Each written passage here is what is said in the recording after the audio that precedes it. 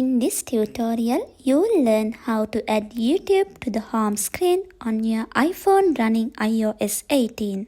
First, locate an empty space on your home screen and long press until the app icons jiggle. Tap the Edit button in the top left corner and select the Add Widget option. Open the Widget selection menu and use the search bar to type in YouTube. When it appears in the search results, tap on it. You'll see two types of widgets, YouTube Search and Quick Actions. Choose the one that suits your needs best. After selecting, tap on the Add Widget button. Rearrange your widgets as desired.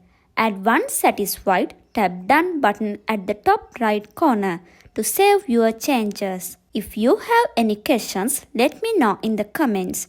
If this tutorial helped you, please give it a big thumbs up and subscribe for more tutorials.